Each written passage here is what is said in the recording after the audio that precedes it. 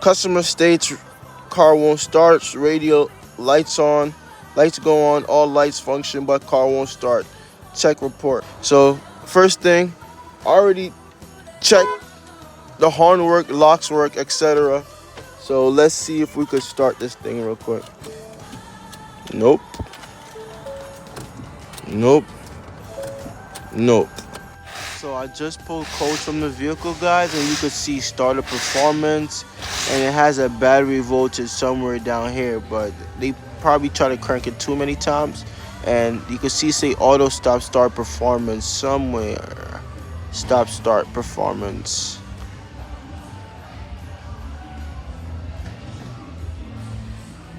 See internal module start stop performance.